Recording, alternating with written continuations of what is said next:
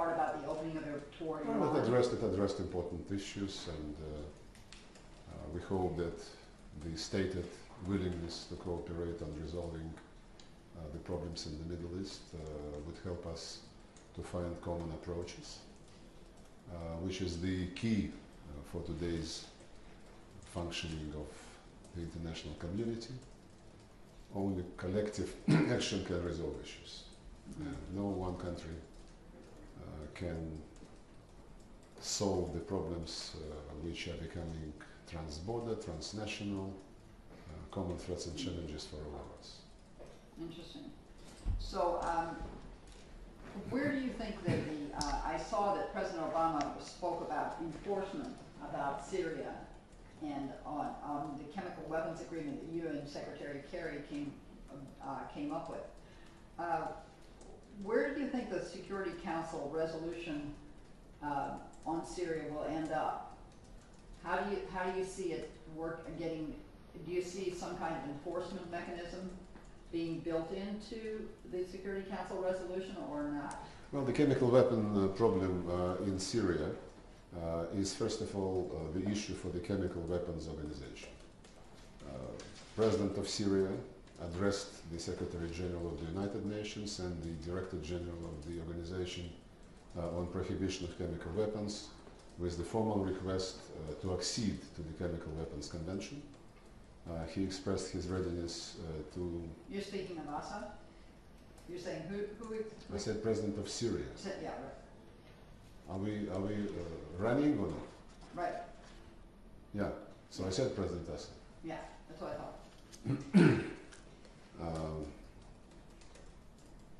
You said he expressed his willingness to accede.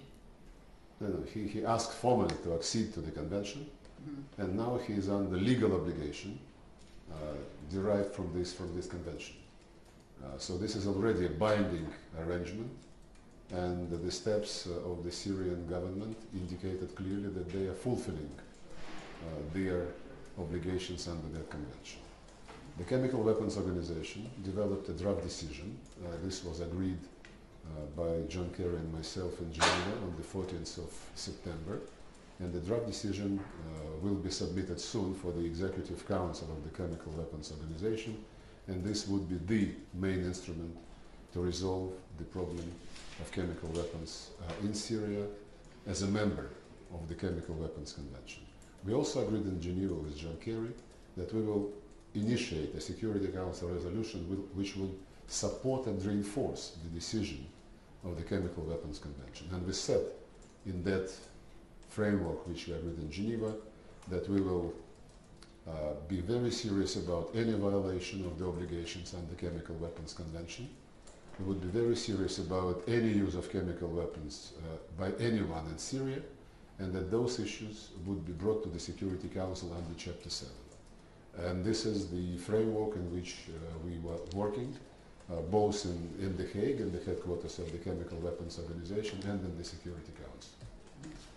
Now, correct me if I'm wrong, but I thought that after your meeting, after your deal with Secretary Kerry, that Kerry has said, no, our understanding was that an enforcement mechanism like Chapter 7 or Article 7 would be built into the resolution, and Russia, you said no, that's not our understanding. Is that well, correct? the Geneva framework is available, and anyone can read what's in it.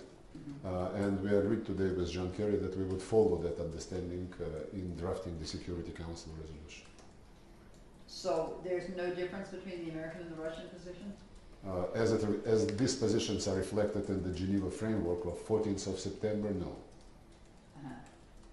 So, I mean, even in President Obama's speech today, I thought I saw him talking about enforcement of any possible violations. Well, I cannot speak about the individual position of any UN member. I can only speak about arrangements to which Russia is a party. And we are a party to the Geneva Understanding, Geneva Framework of the 14th of September, and we are committed to implement this fully. So as I understand it, in other words, if there were violations, you would go back to the Security Council and get another resolution to do something about it. Is that correct? Exactly. Okay.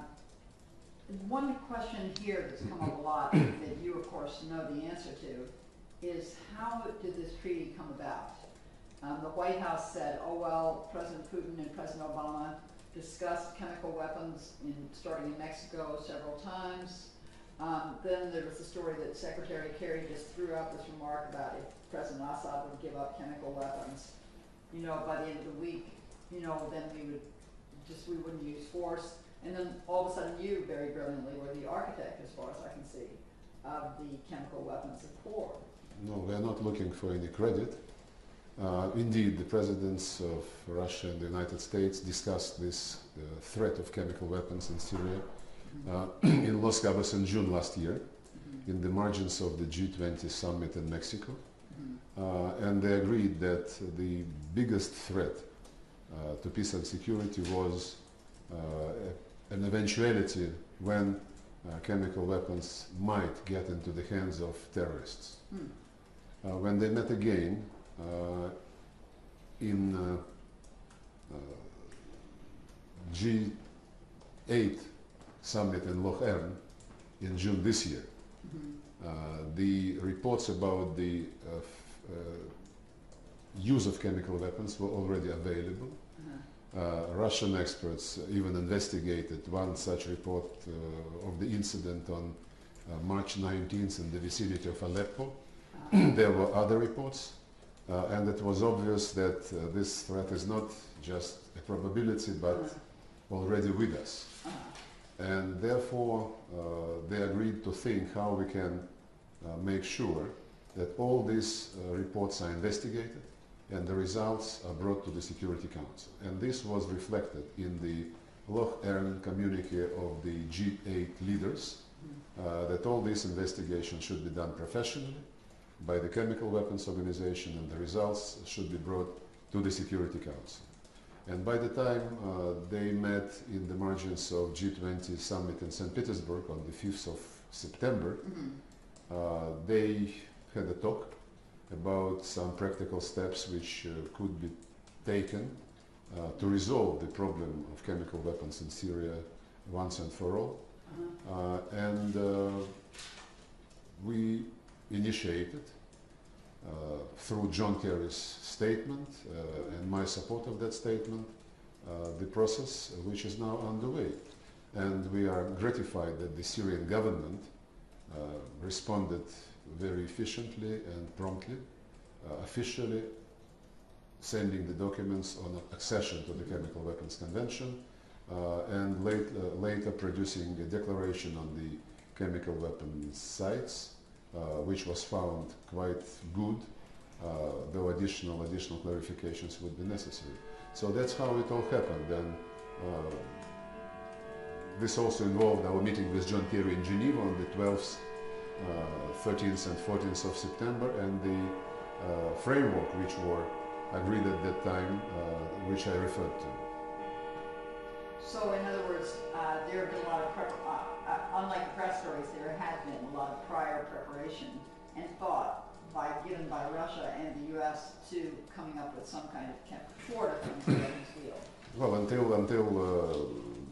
the meeting in St. Petersburg on September 5th, as I said, this was discussed in the margins of G20 in Los Cabos last year, in the margins of G8 in Loch Ern this year, and in Loch Ern G8 even had a special language in the communique the leaders adopted regarding the need to investigate all cases of the use of chemical weapons and to bring the results of the investigation to the Security Council.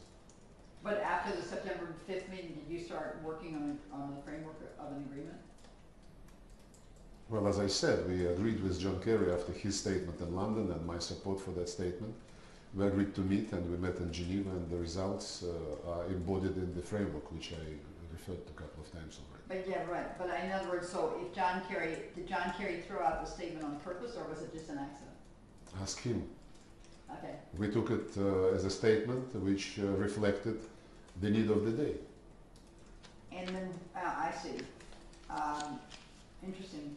Why do you think, did Russia put a lot of pressure on President Assad to cooperate? Why did Russia do what? Did Russia ask President Assad to We certainly conveyed to the Syrian government our conviction that the chemical weapons problem must be resolved on the basis of the Chemical Weapons Convention, the Convention on Prohibition of the Chemical Weapons.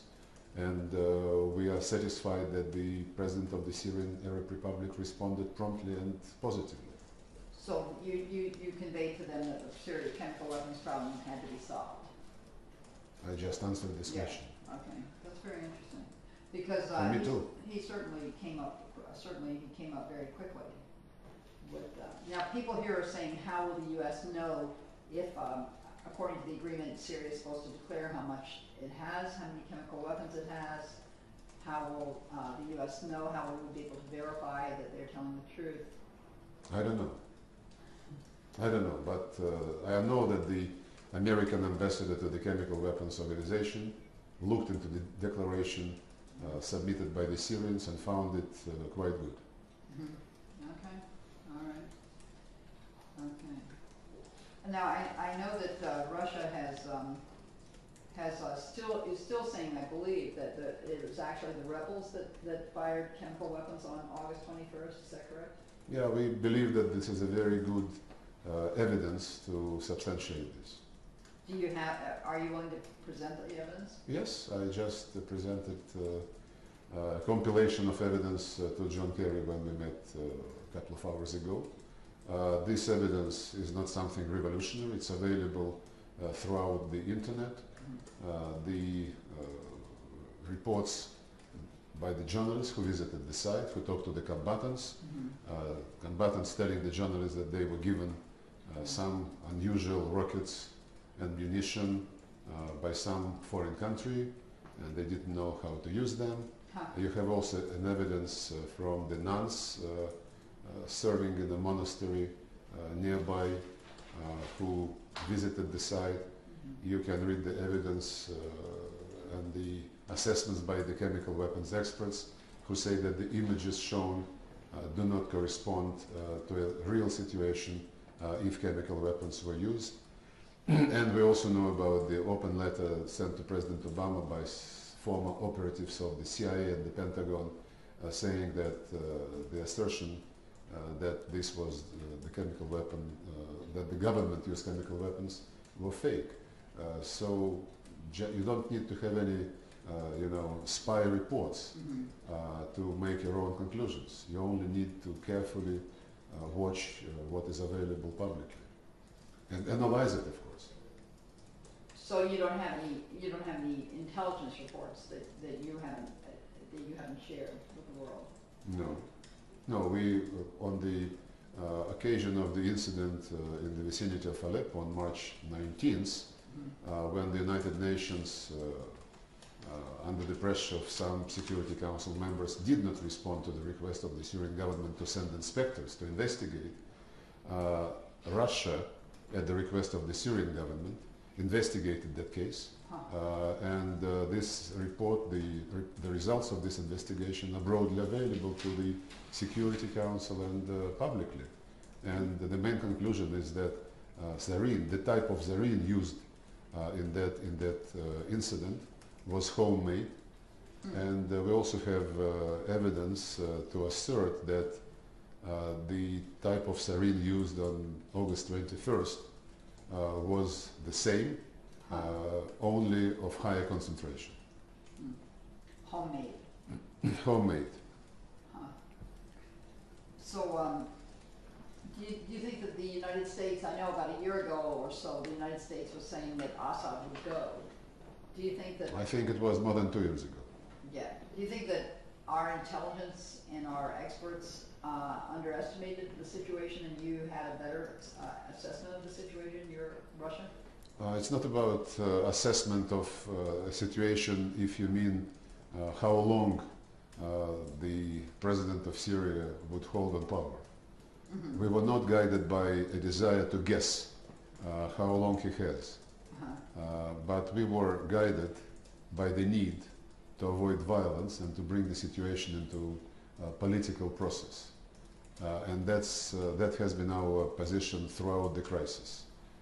We were convinced that the activities by some neighboring and some other countries in Syria supporting the armed opposition, including the extremist opposition, were only aggravating the crisis, and unfortunately it's only now that people start recognizing that the biggest danger, the biggest threat for international peace and security in Syria is the probability of Jabhat al-Nusra, Islamic State of Iraq and Levant, and other organizations affiliated with Al-Qaeda taking hold of the country.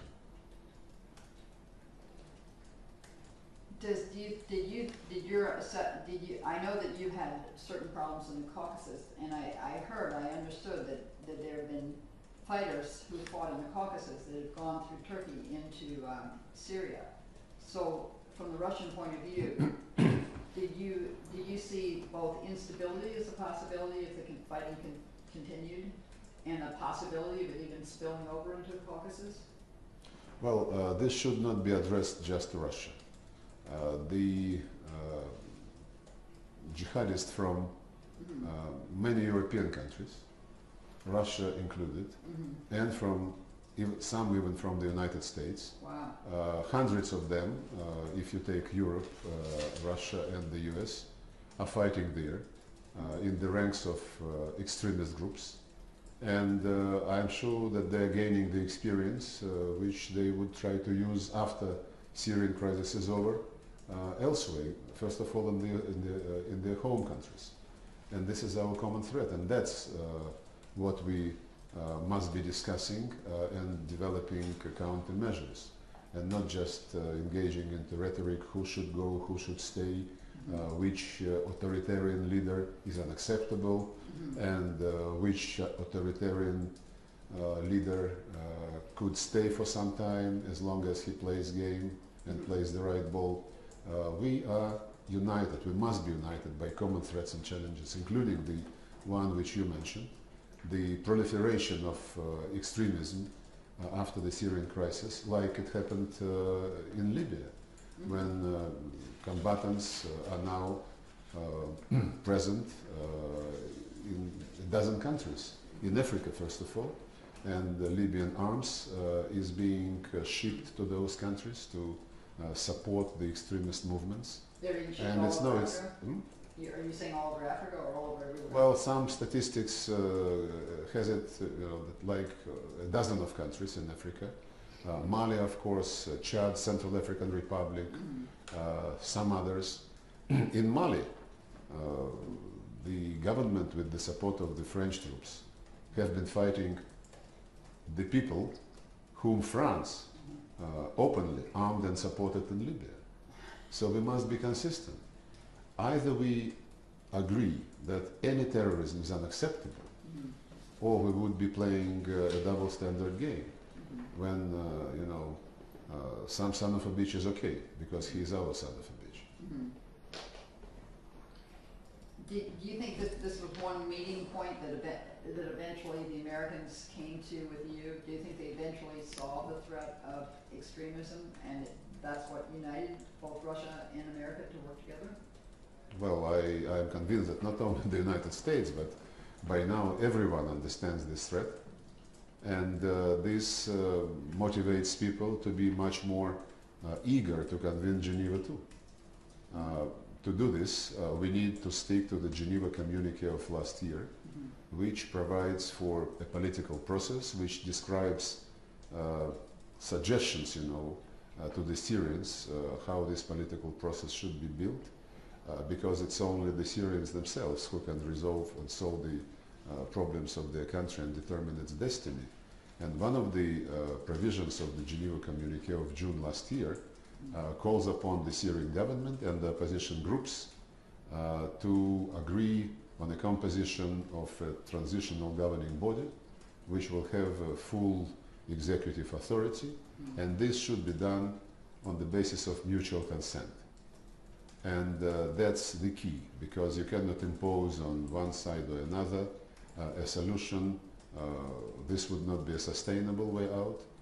It's only the agreement of the Syrians themselves, and the Syrians should be representative of all groups of the society, which could be long-term sustainable. So, in other words, does Russia and yourself believe that in other words, you have the Alawite Assad regime, you have the opponents, whatever you want to call it, some extreme, some secular, I suppose, that are fighting the regime. Then you have the Kurds too, that are also partly fighting, partly divided. You have the Copts. In other words, you believe that these groups can come together and come to some kind of political solution? They must, and they must think about the future of their country, not about who will get control of this country. And if they're all responsible, this should not be outside our reach.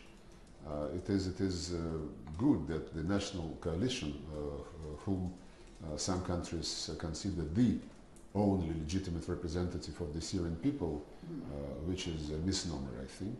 But it's good that this coalition eventually, a few days ago, said something about its readiness to come to Geneva too. It refused to say so for a very long time. It did not support the Geneva Communique of last year, and it didn't support the Russian-American initiative on the chemical weapons, by the way. They were disappointed that this deal cancelled, at least for the time being, the threat of the American strikes on Syria. So if the people are motivated by the desire to change the regime, then I'm afraid we are in for a very long civil war and the war of mercenaries who come to Syria with the slogan to establish an Islamic Caliphate in that region. Then this war would continue for quite a long time. But those who represent themselves as national coalition, they have support from outside players. And these outside players, both in the region and elsewhere, must recognize their responsibility for making sure that this coalition is supportive of the political process and not doesn't put preconditions which are absolutely unachievable and unrealistic. So I assume you're referring to Saudi Arabia and Qatar, among others. Well, those who support the coalition and some fighting groups on the ground, several countries of the region, but not only in the region, in Europe as well. I mean, I thought in the region, principally they've been supported partly by Turkey, which denies it, and also by Saudi Arabia and Qatar. Well, all those who have influence on these people must also recognize their responsibility for the situation in Syria and their responsibility for avoiding a disaster, which is very close, unfortunately. You think a disaster in Syria is close? Well, humanitarian disaster is very much with us. More than 2.5 million of refugees, and even more internally displaced persons, about 4 million internally displaced persons. And when we speak about humanitarian assistance to the Syrians, of course refugees need this assistance, and Russia would be, in addition to what we already provided, will be contributing through United Nations High Commissioner for Refugees some $10 million for refugees in Lebanon and Jordan. Wow. But in addition to this, the international community must care to the internally displaced persons who are more numerous than the refugees from Syria. Interesting. So do you see the United States and Russia working together in other spheres and on other issues such as Afghanistan? Well, we work together in Afghanistan. We provide transit facilities. We cooperate in equipping the Afghan army and security forces with arms and helicopters. We cooperate in training officers for law enforcement agencies of Afghanistan, drug police, regular police, and we also cooperate on some other aspects of the Afghan issue, of the Afghan situation. We would like to do much more to cooperate on fighting the drug threat coming from Afghanistan, the drug production during the presence of International Security Assistance Force increased more than 10 times. And unfortunately our colleagues in NATO are not very eager to cooperate with the Organization of Collective Security Treaty on fighting the drug threat.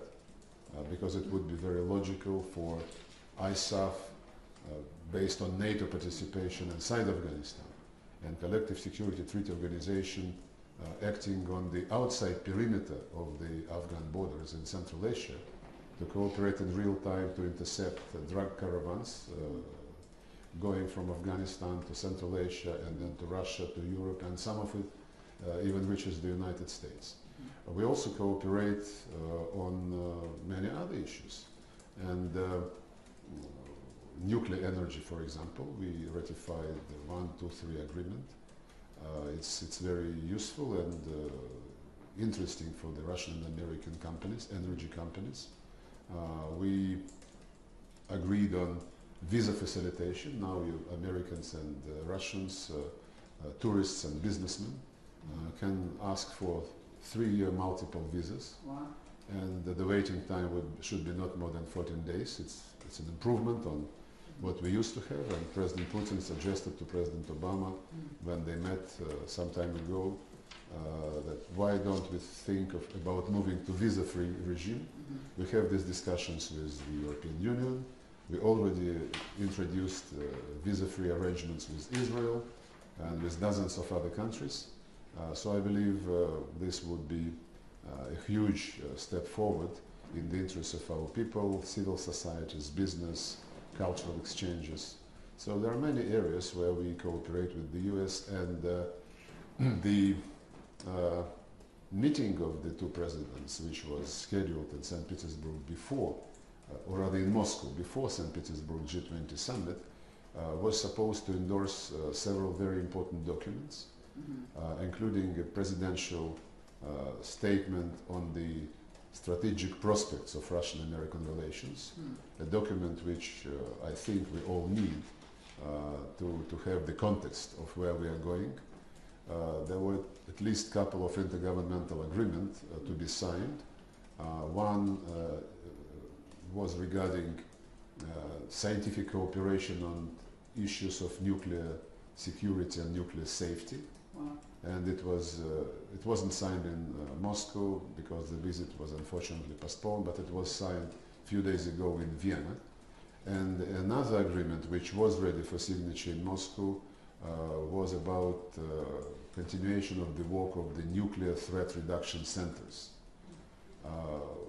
which we believe we can sign on an opportune occasion soon. But both of these agreements, as well as the strategic statement of the presidents, were ready for signature in Moscow. We don't over-dramatize the fact that the summit was postponed.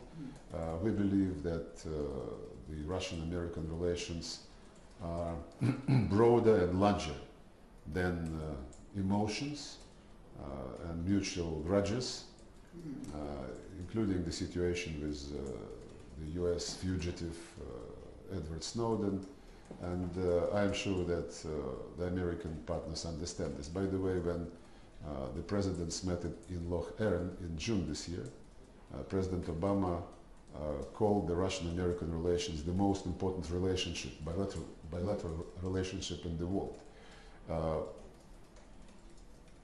Maybe on certain things, this is true. And the Syrian initiative, which we just discussed, is a case in point. And the fact that the agreement on Syrian chemical program was reached in no time at all, basically in 2 days in Geneva, the basis was agreed, indicates that when we face a common threat, we can really put our forces together and do things right. I remember, our partnership, our alliance during World War II, when in the US and the UK posters were circulated depicting a Russian soldier with the words, "This is your friend, he fights for freedom." And sometimes when I watch the Cold War spirits revived now and then, I think, do we need another catastrophe like World War II to become allies again? I am sure that majority of the Russians and the Americans do not think so, and they believe that these days, without any special common threat, we can join our forces usefully on many things.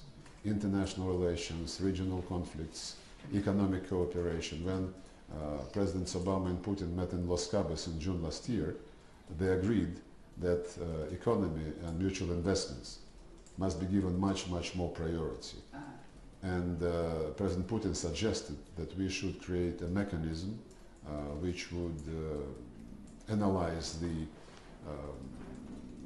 investment climate, both in Russia and in the United States, for Russian and American companies respectively, and to make an early warning if any problem arises. I still hope that this mechanism could be established. Actually, on the occasion of the postponed Moscow summit, Right.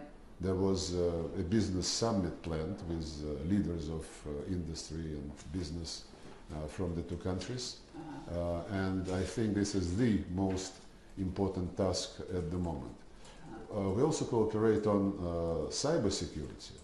The Presidential Commission, which has been quite successfully functioning, has now 21 working groups, including the one on cybersecurity, which was established by the decision of the two presidents in June last year in Loher.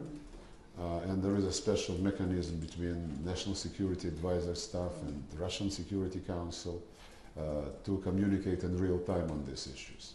So there are plenty of things which we can do together. Yes, there are issues on which we disagree and still try to find some common approaches. Missile defense is a case in point. This issue has been broadly discussed. I can only say one thing: if my colleague John Kerry recalled in Geneva, when we discussed the issue of Syrian disarmament, the phrase which Ronald Reagan loved, verify, we trust but we verify, dovere but no provide. We apply the same principle to the missile defense. We are told that this is not against you, but our military present to the American counterparts the analysis which says that it does create risks for the Russian nuclear forces, and we would like, to trust that this is not against us, but we would like to verify this by dialogue between professional military people. Another irritator, of course, is the situation with the Russian kids who have been adopted to the American families. Yeah. Many things were written about this. Recently, the Reuters agency discovered a fact that there is an internet sale group advertising and selling kids adopted from many countries. Like 400 kids have been advertised, including 26 from Russia. And we raised this issue in the context of our ongoing discussions with the Americans on the situation with the Russian adopted kids, and will continue to do so. But just because you have so little time, can we go back to Iran and how you see the prospects for a breakthrough? You said go back to Iran? We never visited Iran yet. Well, okay, you must, I'm sure you know the foreign minister. And Yes. I know that your president met recently with the new president of Iran. Yes, they met. So what's your assessment? I mean, is this really a change? I know that, I don't know anywhere near as much as you do, but I know that the new president actually was a nuclear negotiator way back. So how new is he really? Is he just clever, or is he really? Well, I'm not about, giving personal characteristics. We are interested in the political positions of our partners. And so far, what we hear from Tehran is encouraging. They confirmed the need to continue negotiations. They expressed their desire and willingness to be more transparent and to be more concentrated on reaching the result, provided, of course, the reciprocity is there. Because reciprocity? reciprocity. Sanctions? Absolutely, absolutely. Sanctions were imposed because of the lack of results in resolving the Iranian nuclear issue. And if the progress on this score is achieved, this must be followed and reciprocated by softening and eventually lifting all sanctions when all the issues which Iran has to close with International Atomic Energy Agency have been resolved. Didn't you have a plan that you proposed that was a stage-by-stage plan a couple of years ago? Well, it was endorsed, and this is the principle on which the 3+3 group works now.